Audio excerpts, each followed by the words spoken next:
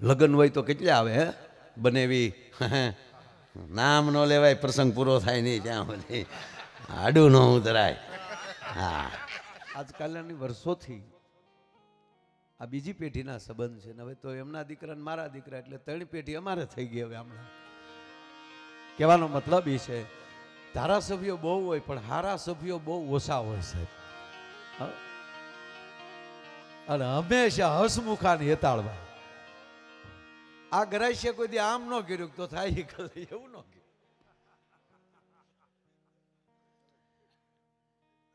એવા જ જેને વર્ધી શોભે એવા અધિકારીઓ બહુ ઓછા હોય છે. હા, નકર વર્ધીનો આમ ખરેખર જેમ ભેખ નો શોભે ને અમુક ને ધોત્યા આખા આખા રહેતા હોય.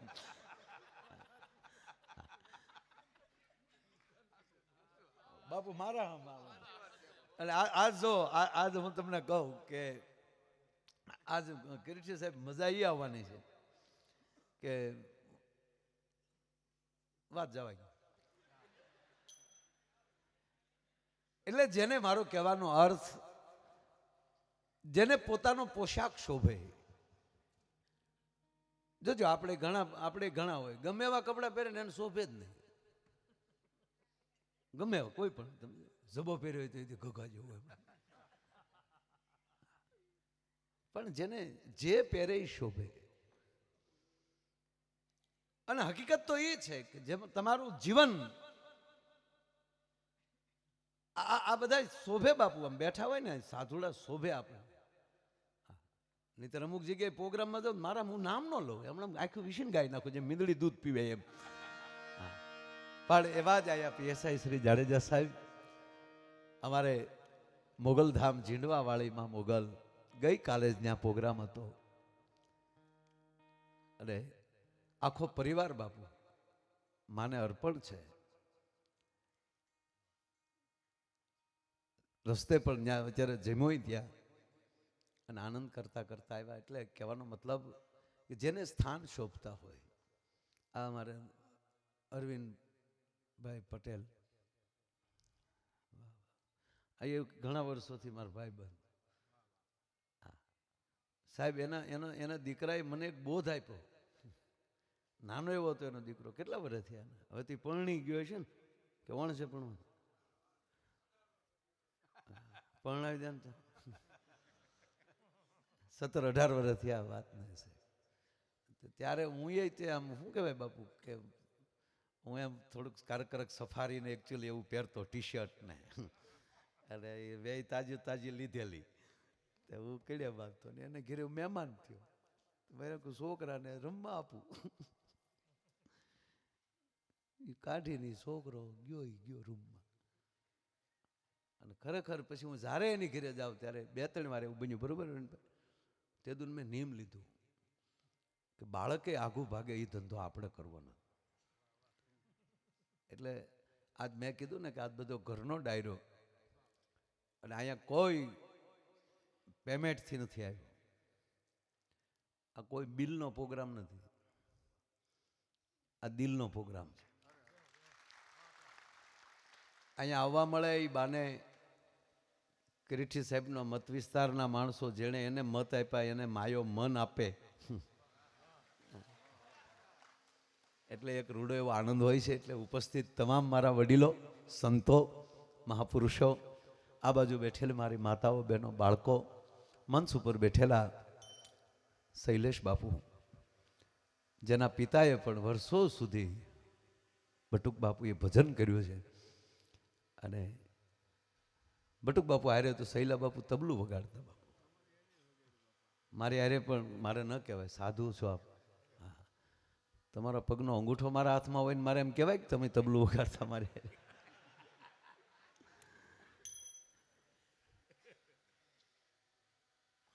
આ તમામ અમારી બાકીની ટોળકી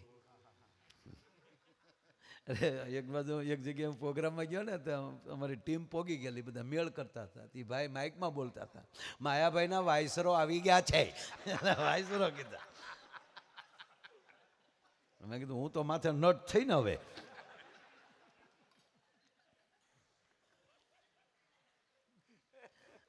મારા સાહેબ હકીકત અમુક અમુક હુકમ ઉપરથી આવ્યા ને હજી એને પોતાને ખબર નથી હો. આપણે રોડે હામાં મળ્યા હોય ને આપણે કે એમાં નથી જવું તો અમારે નથી જવું, એ હું કામ નીકળે એ જ ખબર નથી. અત્યારે અહીં બધે આપણા 31 છે ને એટલે લગભગ બધે નાકે આપણા સ્નેહીઓ ઊભા છે. કઈ બાજુ જાવ છો કે તમે કહો જાય નગર પાછા વળી. આ થોડુંક ટ્રાફિક એને લીધે ઓછું છે, કારણ કે ઓલો લોટ તો બહાર નીકળ્યો જ ન હોય. આજ જેની ટાંકી ફૂલ ન હોય, ડીઝલ વગેરે હોય, આજ ન નીકળ્યા હોય.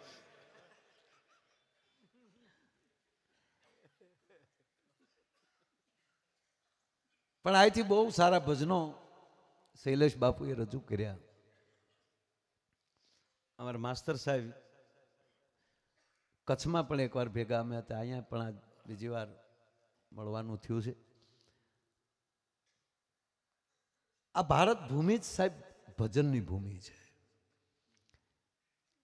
અંધશ્રદ્ધાની ભૂમિ નથી. જોકે અંધશ્રદ્ધાથી જ ચાલુ થતું હોય, પછી શ્રદ્ધા ઉત્પન્ન થતી હોય. પેલા તો અંધારામાં જ દોટ હોય છે. ગીતા જેવા મહાન ગ્રંથનું ઓપનિંગ જ એક અંધ કરે છે સાહેબ. ભગવદ્ ગીતા લ્યો તમે તો ભગવદ્ ગીતાનો પ્રથમ શબ્દ કોણ બોલે? બાપુ પધારો. આદેશ આદેશ બાપુ પધારો. વાહ વાહ. બાલકનાથજી બાપુ પધારો. આદેશ બાપુ. ચાણકીથી પૂજ્ય બાલકનાથજી બાપુ પધાર્યા છે.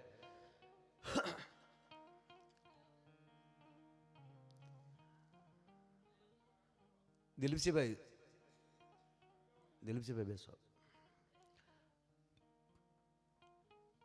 મૂળ વાત ઉપર મારે તમને હસાવવા જ છે, આનંદ કરાવવો છે. પણ આ મંચ એ અમારે પીઠબળ છે આજ શિવ પુરાણનું, અને સામે સંતોનું અને આપ જેવા મહાપુરુષોના સામેથી આશીર્વાદ છે. પણ ગીતા જેવા ગ્રંથને તમે લઈ લ્યો તો એનું શુભ ઉદ્ઘાટન કોણ, પહેલો શબ્દ કોણ બોલે છે? ધૃતરાષ્ટ્ર વાચ. એક અંધ માણસ શરૂઆત કરે છે કે હે સંજય,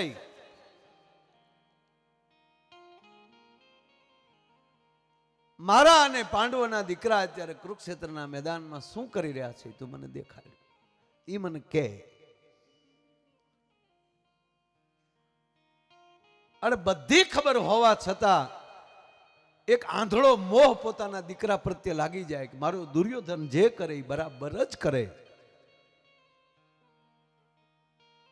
અને 18 યોગ પૂરા થઈ જાય, 18 અધ્યાય પૂરા થઈ જાય, શરૂઆત કરીને માણસ હાંભળા જ કરે. પછી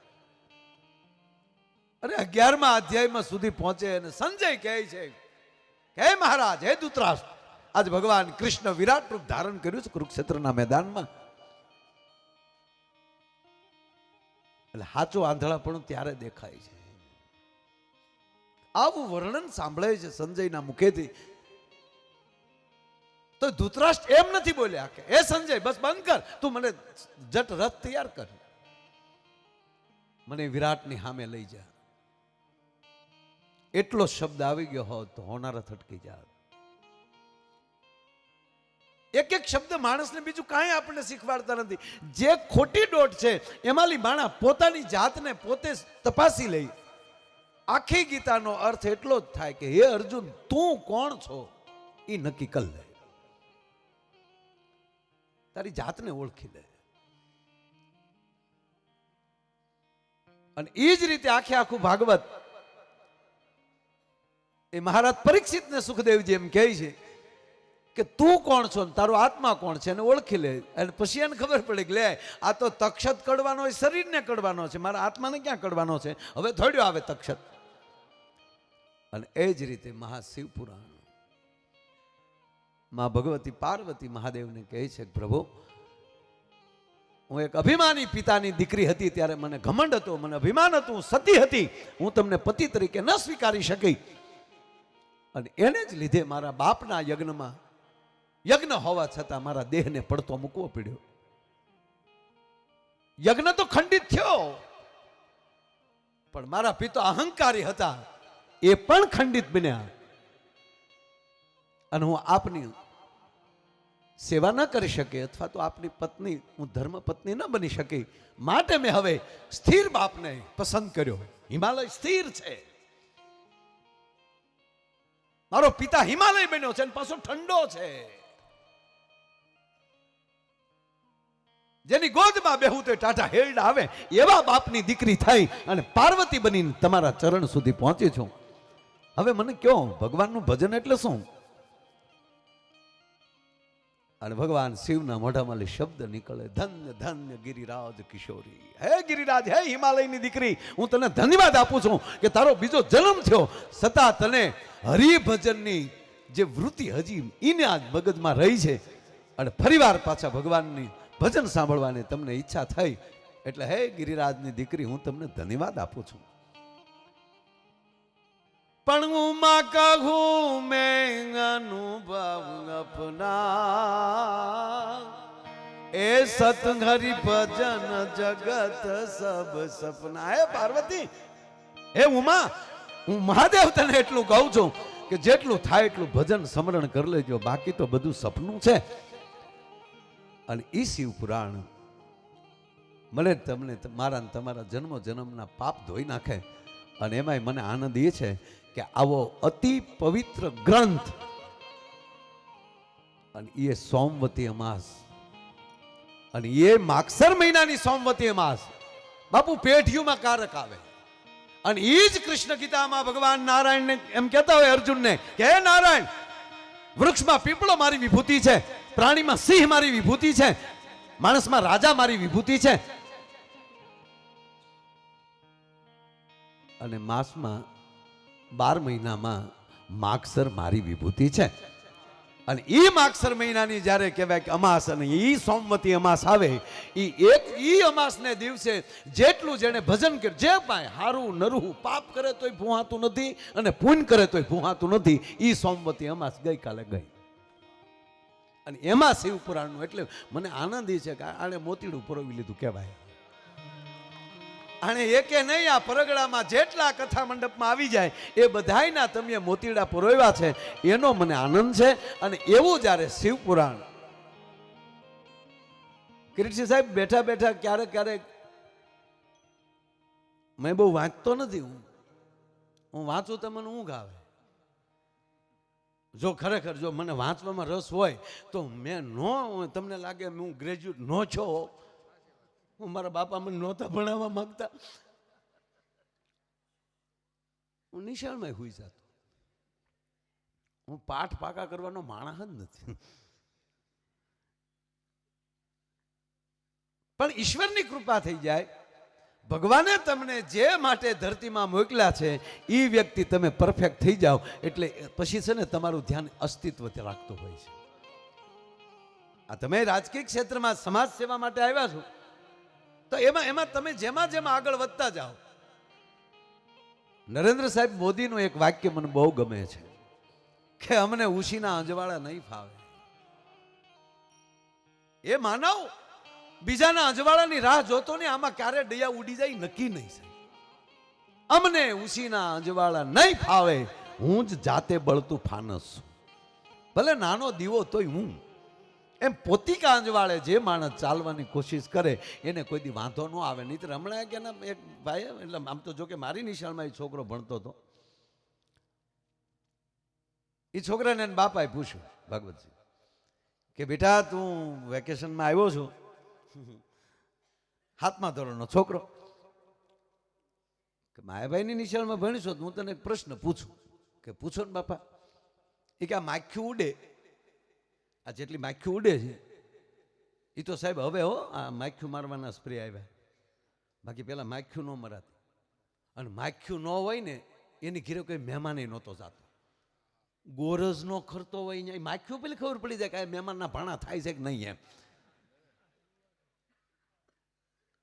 બાપુ માખીને, બાળકનાથ બાપુ, માખીને રાહવેળ કહેવામાં આવતી ના. અમે જોયું છે મહેમાન આવે ને તો આપણે આમ નેવે આમ નજરું કરે મહેમાન, રામ રામ છે ઘરે, એ રવાઈ ગોતતા હોય. રવાઈ રીઢી ભાડે તો ખોટી થાય ને, ના ના ના બાપુ અમથો જ આવ્યો હતો.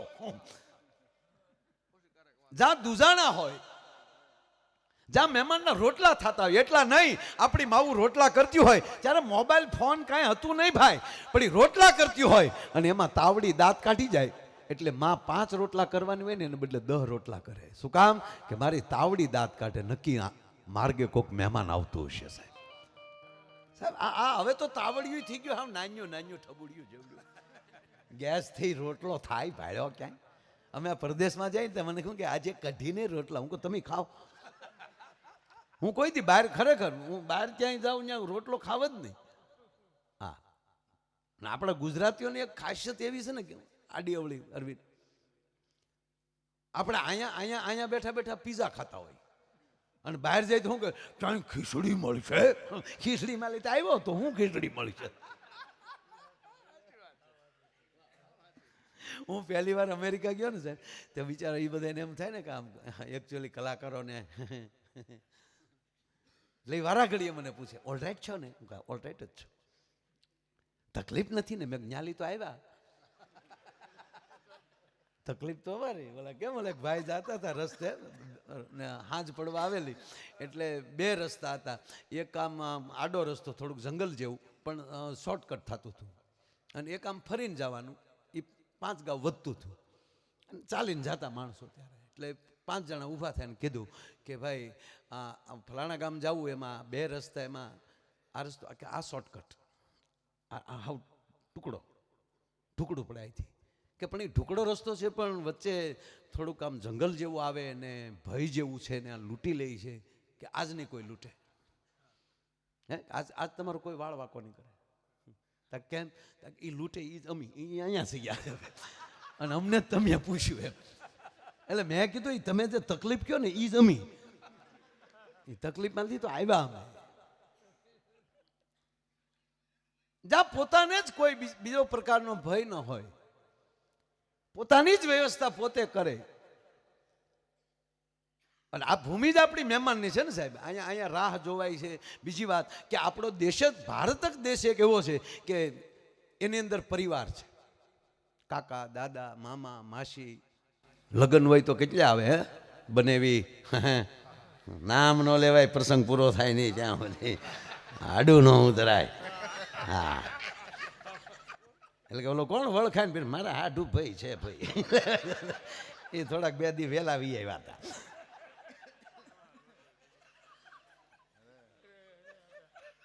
સહજ જ આવશો, આમાં કઈ બીજું કઈ નહીં.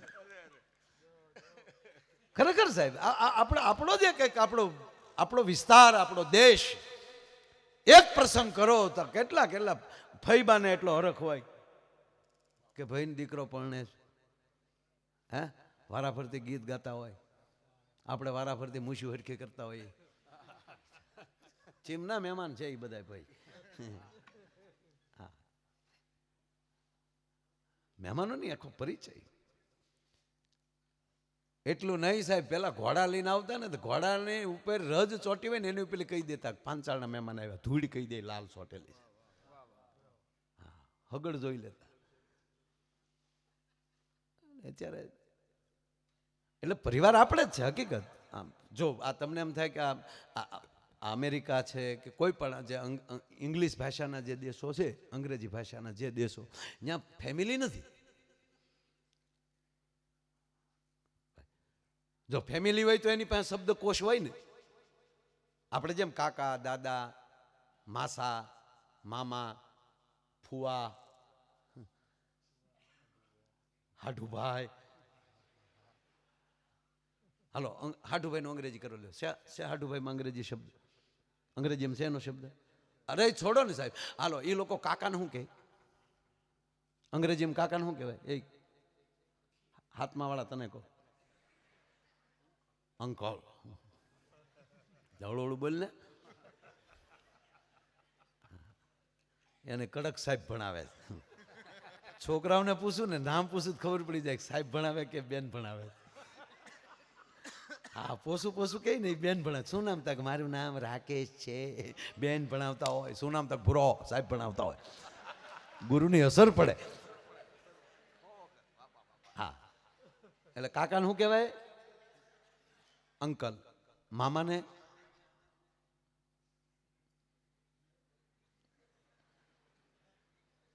મામાને શું કહેવાય અંગ્રેજીમાં? અંકલ. માસાને અંકલ, ફુવાને અંકલ. અંકલમાં આખો લોટ આવી જાય. હવે કોકે કીધું કે આપણા અંકલ આવ્યા છે, તેને કોની ઘીરે મોકલવા? માસીને ઘીરે મોકલવા, ફઈને ઘીરે મોકલવા. એવી જ પરિસ્થિતિ પછી આંટીની. આંટીમાં માસી તકે આંટી, ફઈ તકે આંટી, મામી તકે આંટી. શું કામ? ઈ હોય તો એની પાસે શબ્દકોશ હોવો. આપણી પાસે શબ્દોનો ભંડોળ છે, પરિવારનો એમ કહેવાય કે આખો સંપત્તિ છે આપણી પાસે. કોણ આવ્યું હતા? કે મારા મામા આવ્યા એટલે પરિચય થઈ જાય કે માના ભાઈ. કોણ આવ્યું હતા? કે માસી હતા, કે માના બેન. કોણ આવ્યું હતા? કે ફુવા સાહેબ. આ પરિચય દેનારી કોઈ ભૂમિ હોય ઈ ભારત વર્ષ છે, એટલે અહીંયા કથાઓ ચાલે છે.